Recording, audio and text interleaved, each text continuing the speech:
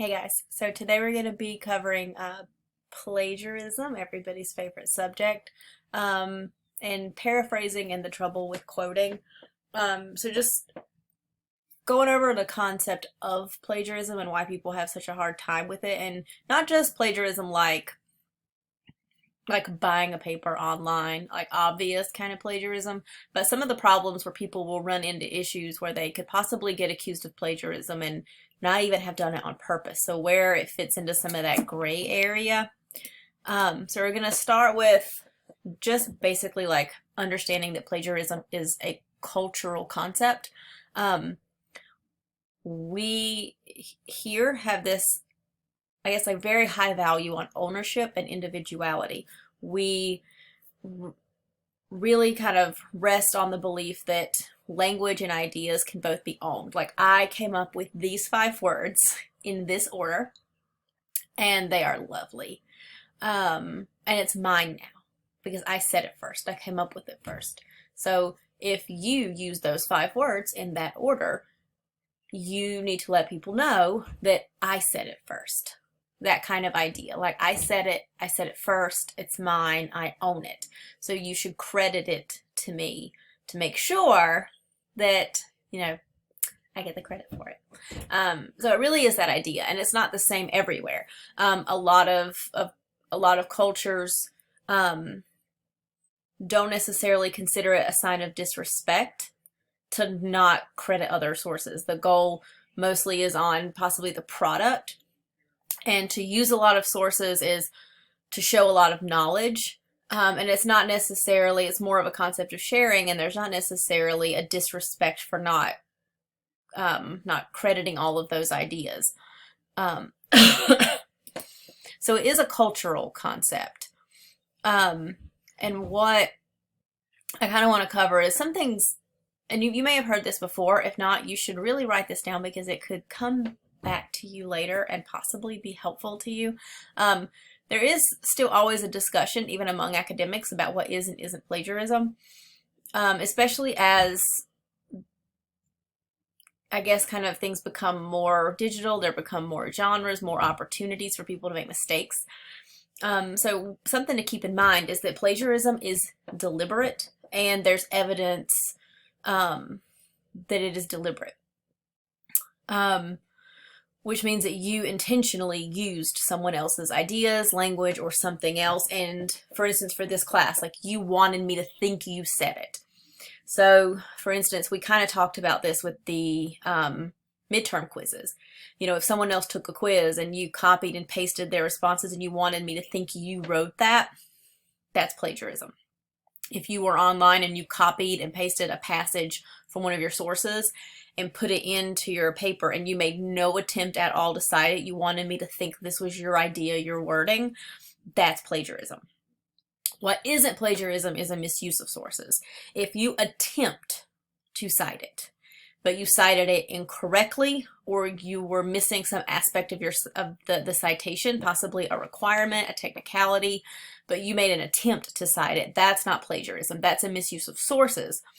And a lot of times the penalty for that comes down to per class. Like, some classes may count your ability to cite correctly as part of the grade. So if you misuse a source, that hits your grade in some way. But in that case, it's up to the professor to handle a misuse of sources. In this class, you'd be asked to revise, because this class, when it comes to citing and things like this is the place to practice it. Plagiarism, on the other hand, is something different. That's a deliberate misuse that's considered cheating, and that's something that you would get reported to the university for and get a ding on your transcript. So these are two very different things. And we've kind of covered this, but I want to quickly review that one of the key things with using sources and writing into a conversation and having an audience is being trustworthy and building your own credibility. And that's one of the reasons citations are so important, especially within an academic context, is that the stakes are higher and the understanding of using sources is a lot more strict. in terms of what the expectations are. And when you're citing and attempting to cite correctly, you're showing that you're in that community and attempting to be a knowledgeable and credible researcher, and that you're trying to be fair. We can see your sources. We can see that you're considering and have read multiple points of view because your sources come from multiple perspectives, and it gives background for that research and that context. You're not writing in a vacuum. Just from your perspective, we can see that your text is intertextual, that you are relying and building off of the whole conversation. So I can kind of see that context and click on links and click on sources, and I can see the other parts of that conversation too being pulled into your paper. Another reason why it's so important to have the in-text citations be really clear is because it helps create that chain throughout the paper. So it helps readers follow your thoughts and know where to find more information. So if I'm looking in your paper, I can see a very clear, like, here's where this source, so you would have probably an author signal here. So according to this source, or according to this author, and you would have the point. So I could see here's where it started and stopped. Everything around this is possibly your own writing, but it helps me see this is where the source was used in the paper. Here's where it goes in the Works Cited page. And this is important because your digital essay for this class is not the same as your annotated bibliography. A bibliography is a list of resources or a list of things read, not things you're citing. Your digital essay should have its own works cited or references section that cites and provides bibliographic citations for the sources you use just in that essay, and there should be a match. I should be able to see the in-text citations that match each of these sources, so I can see exactly where everything is used. And then for other people, in this simulated writing experience, they could see where the text was used, they could see the information, they could go read more about it. Okay, so you probably know some things you should and shouldn't quote, should and shouldn't, or don't necessarily need to cite. Quotations, paraphrases, and summaries. I think people always know that they need to cite quotations because that's the verbatim stuff. We'll talk a little more about paraphrases and summaries because that gets a little trickier. But you should cite all of these things, especially in the works cited page, works cited section. Facts not widely known, things that are arguable. So points, commentary, opinions that you're pulling from your sources, perhaps, and from experts and firsthand accounts, and even information that's not widely known. You might provide a citation or a link for people to go read more. Help provided by others, like when I asked you to note in your midterm quiz if you collaborated with anybody in class. Things you don't need to cite, common knowledge. So like if you were referencing like 9/11, I said 9/11, you already know what I'm talking about, right? Common knowledge. You wouldn't necessarily have to cite anything about 9/11 unless it was an obscure fact that we don't know. Ideas available in a wide variety of sources. Here's where it gets tricky.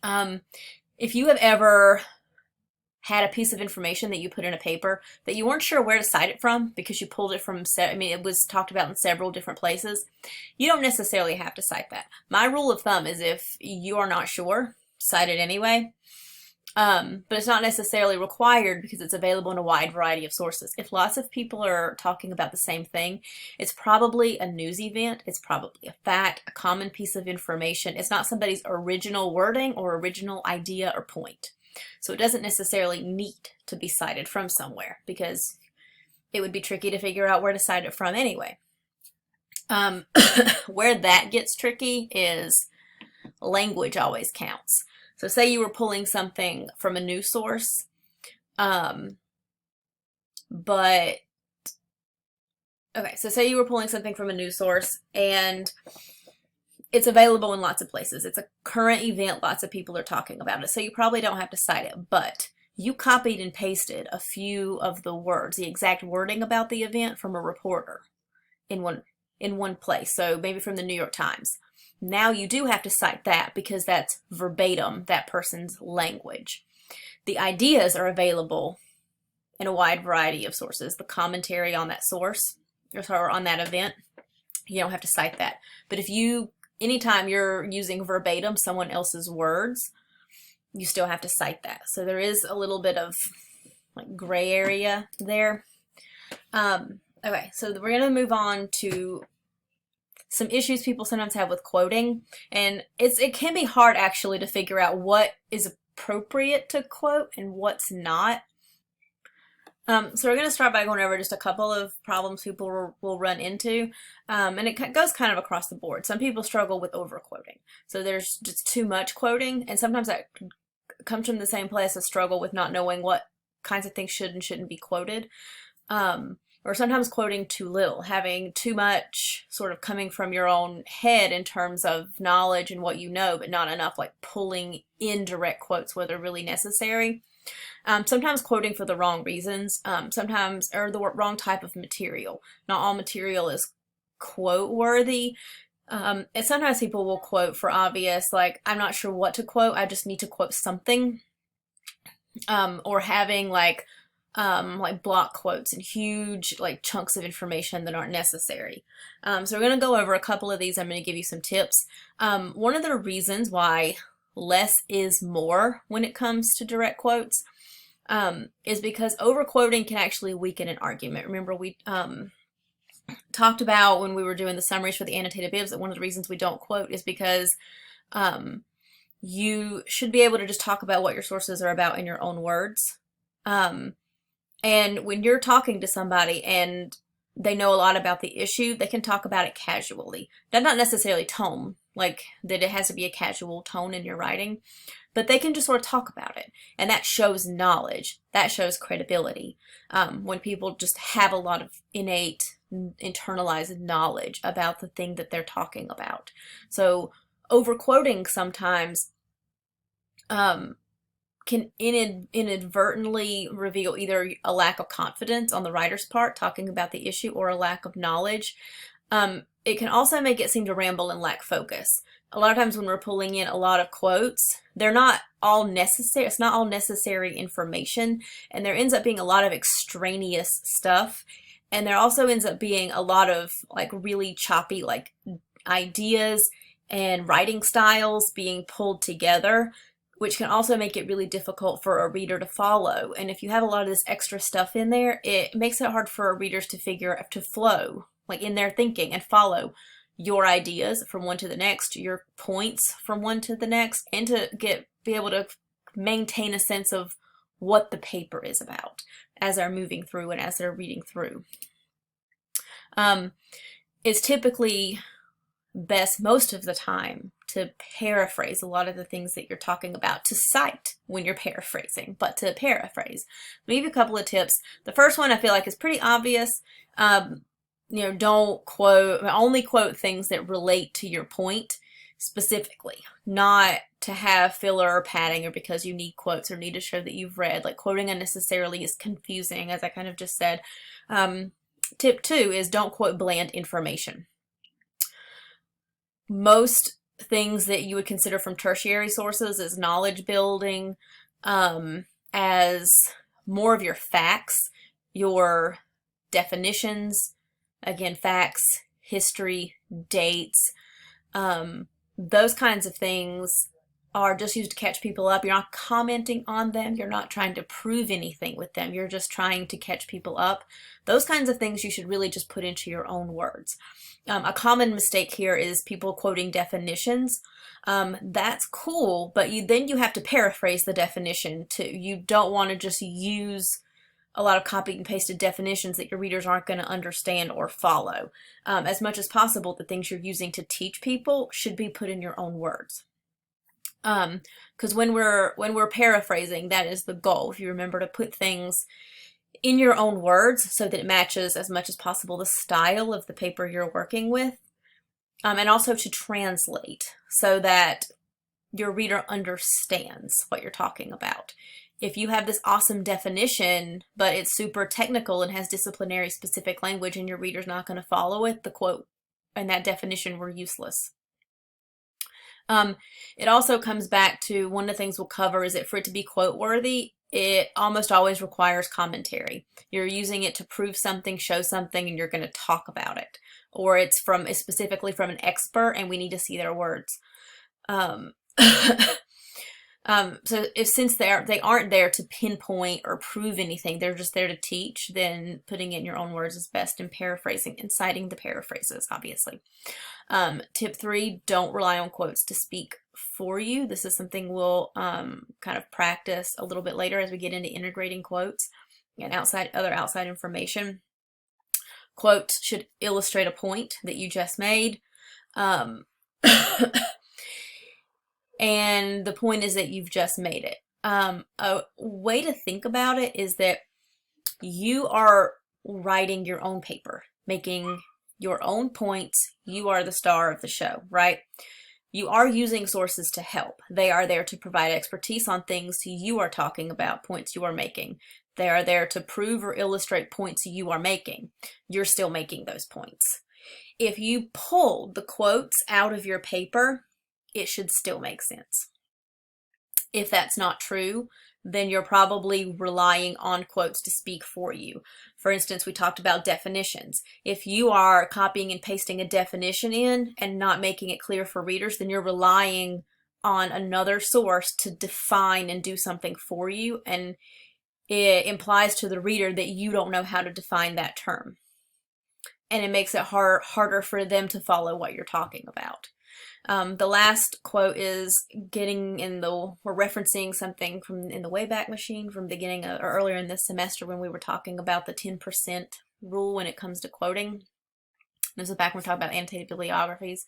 Again, it's not an exact rule, but it is a general guideline. Like at least half of the paper should be from you, your comments, your points, your transitions, your examples, your own stuff.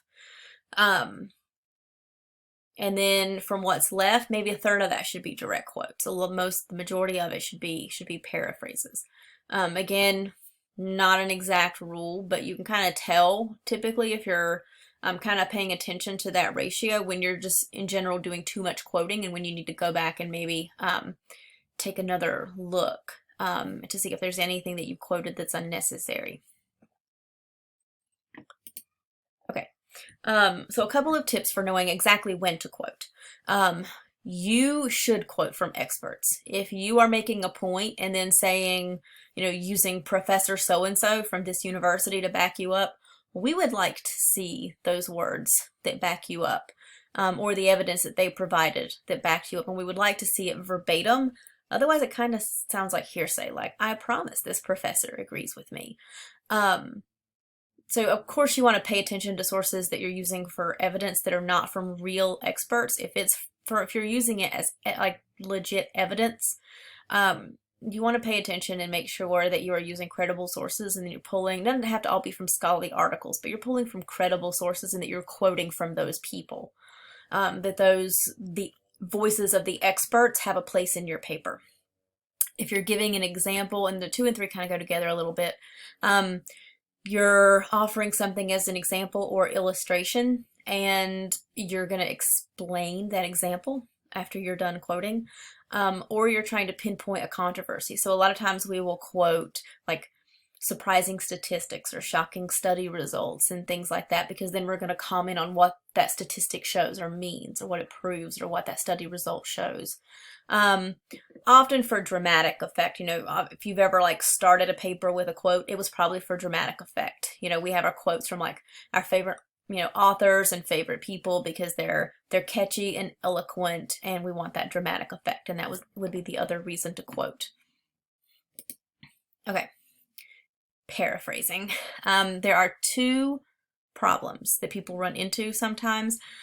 So once you kind of understand the difference between like when you should quote and when to paraphrase, or at least have a starting idea. Sorry, my lighting just got really weird. The next thing is when you're moving into doing more paraphrasing, paying attention that you're not running into those plagiarism problems. So problem area 1, when it comes to pulling information into your paper, is when people try to paraphrase and do it poorly. I want to review a couple of things I've just touched on just kind of touched on a little bit, is when we're talking about pulling ideas or language in from other sources, there's 3 ways that we do this: quoting, paraphrasing, and summarizing. Quoting, we all know, is writing to repeat. We need these words verbatim, and we're going to put quotation marks around it. We're going to cite it.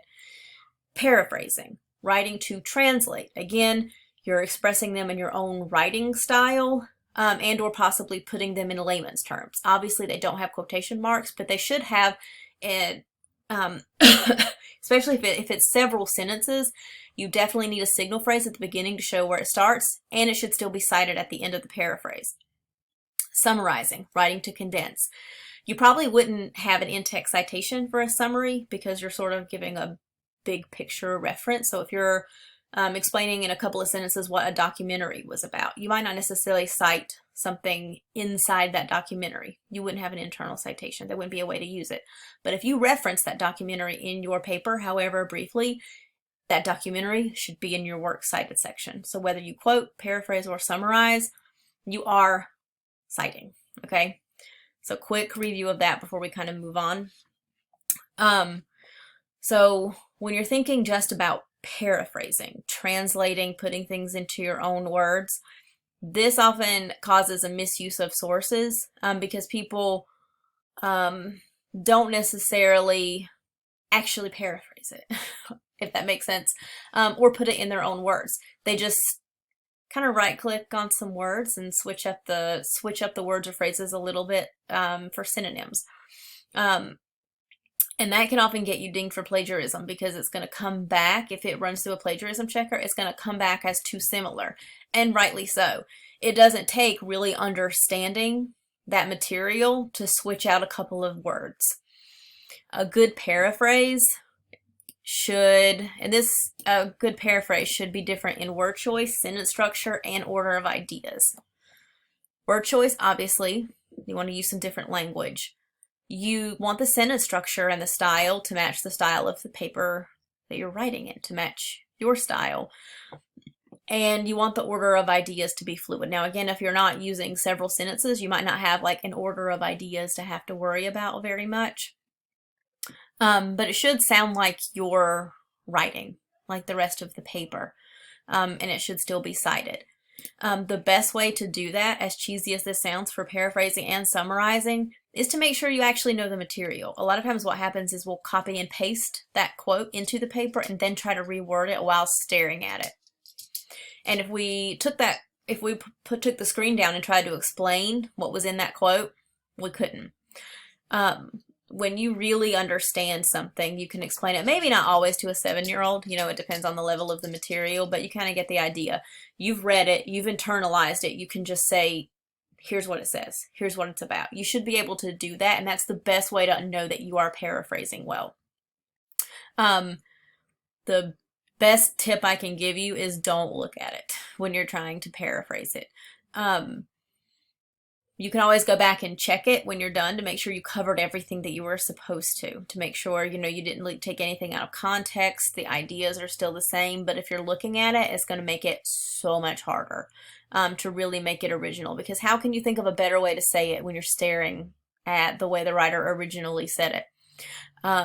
When you're done, you add a signal phrase and a citation. So here's an example of something that is entirely too close, okay?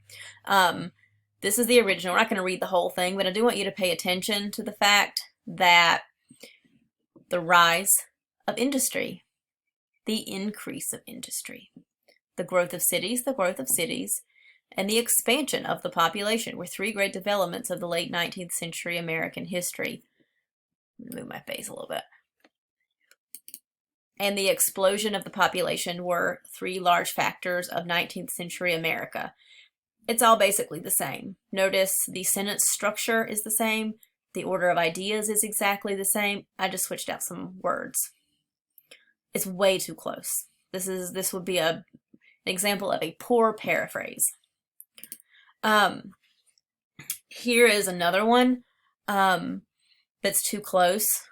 Students frequently overuse direct quotations in taking notes, and as a result, they overuse quotations in the final research paper. Probably only about 10% of your final manuscript should appear as directly quoted matter. Therefore, you should strive to limit the amount of exact transcribing of source materials while taking notes. This comes back to that point we've brought up a couple of times, that more than half of your writing should be from you. Maybe 2/3 of it could be paraphrased material, and about 10% should maybe be directly quoting. This would be too close. Students often use too many, move my face again. Students often use too many direct quotations when they take notes, resulting in too many of them in the final research paper. In fact, probably only about 10% of the final copy. Again, you can see what's happening here. Just switching out the wording. It's the same order of ideas. It's the same sentence structure. Sorry, it's messing up a little bit on me. Mostly everything is still the same.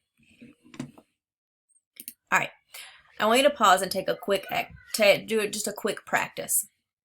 I want you to look at the previous slide. I'm going to kind of explain this original quote because you're going to be working with it.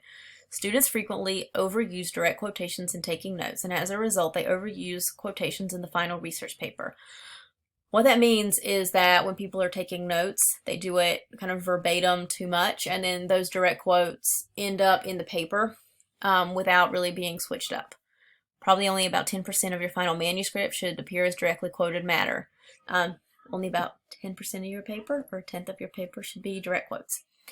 Therefore, you should strive to limit the amount of exact transcribing of source materials while taking notes. You should take more notes in your own words, and then you won't have too many quotes in your final paper. So they're making 3 points. About 10% of your final paper should be directly quoted matter. People usually mess up because they take notes too much in exact words and quotes, and you should take more notes in your own words. So those are the 3 things.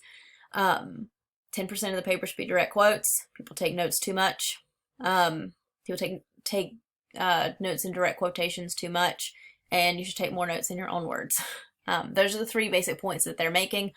What I want you to do now is try to take maybe 3 to 4 minutes. Don't try not to look at the previous slide, and see from what you can remember, can you paraphrase that quote? So it makes 3 points. So just kind of keep in mind, I went through it. You're welcome to look at it one more time. Just read through it, but try to write a paraphrase in your notebook as good as you can that switches up. It puts things in your own, really in your own words, in your own style. It can be formal, not formal. It's up to you. But trying not to put things in exactly the same order, hitting the 3 points that they covered, but in your own words, in your own order, in your own style. So kind of pause and work on that and then come back to me. Okay, welcome back. So if you did that and really try to do it without looking at it, you may have noticed how hard it is to do that if you really didn't remember much of the quote. Like if you hadn't read it and really internalized what it meant, it would be really hard to do that. And this is an important part of working with sources, is knowing your sources well enough to be able to talk about them without having to constantly copy and paste direct quotes and trying to look at those direct quotes. You should also notice if you did try to look at it while writing, that it was really hard to come up with a new way of doing it. Here's an example of a pretty good paraphrase. This was really formal. In research papers, students often over-rely on quotes, failing to keep quoted material down to a desirable level. Since the problem usually originates during note-taking, it is essential to minimize the material recorded verbatim and instead take notes in your own words. Yours might not have sounded like that. And I kind of want to make that point that yours may have sounded very different from mine. There are actually lots of ways to word things and lots of different styles. And lots of different sentence structures and orders and, ways that you can, word your material. So there are other ways to do it, but that only really comes out of you naturally when you really know your sources. A good rule of thumb is if you can color code it to show the similarities the way I did the previous examples, then it's too close. If you look at this one, there'd be no way I could exactly highlight what I did change because everything is different. It's in a different order, it's in a different style, it's in different words, but here, it's way too close. I can actually color code it. If you can indicate where you made changes, then it was too close. Problem area 2 is patchworking. Patchworking is where you quite literally try to sew a paper together from lots of different places. Sometimes patchworking happens, like legit happens accidentally. We've talked about like the deadline problem. I mean with writing in general, because even writers work on a deadline, but especially in class, a lot of times if you're not an expert or don't know much about the issue, it's really hard to come up with, you know, for more than half of your paper to be from you. So what people will often do is go online, look at their sources. They'll copy and paste this passage from here, copy and paste this passage from here, copy and paste a passage from here. You see where I'm going with this?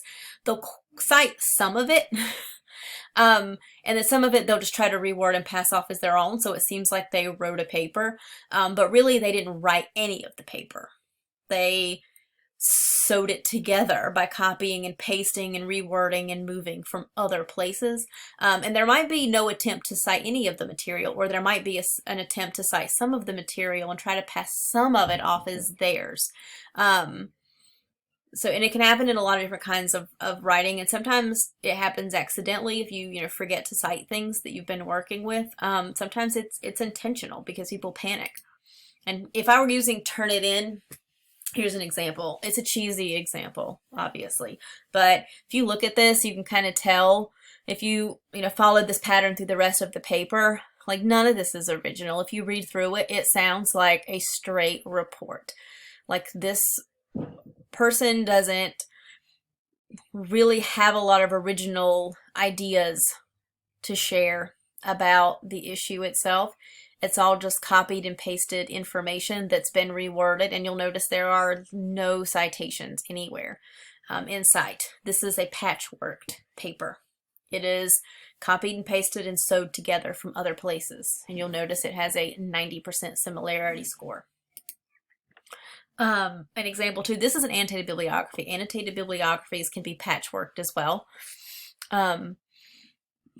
So obviously, like you're gonna have some things that, like if you were looking at like the plagiarism checkers with Canvas and things like that, and you can self-check like plagiarism online. There are lots of plagiarism checkers you can use to see if you're accidentally doing it. I can help you out with some ideas for that if you want to try that.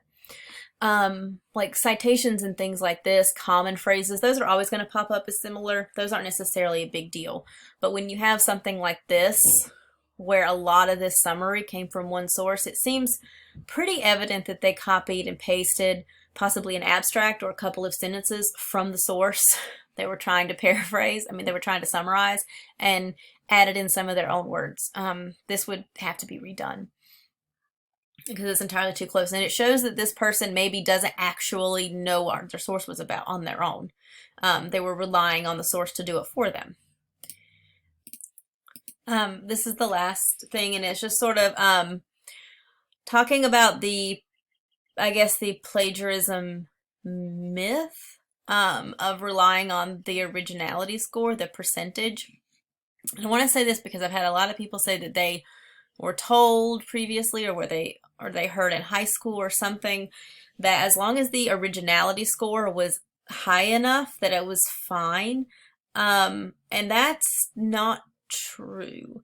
It depends on how strict professors are, and how high their value is on certain things, and whether or not they want to have you redo things, or whether they want to count it as plagiarism. But you really have to think about doing the detailed work of dotting your I's and crossing your T's.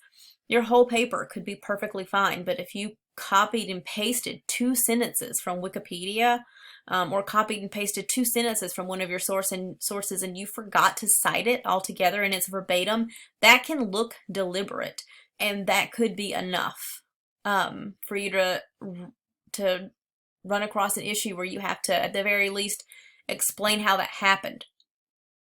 So you really want to kind of think about, it's not about the big picture. It really is about, it's not about the forest, it's about the trees. It's about making sure you have checked your whole paper for places where you've used sources and made sure that you have at least made attempts to cite things very clearly and asked for help and used resources. I don't have a reflection or a brainstorming or anything for you to do for this one.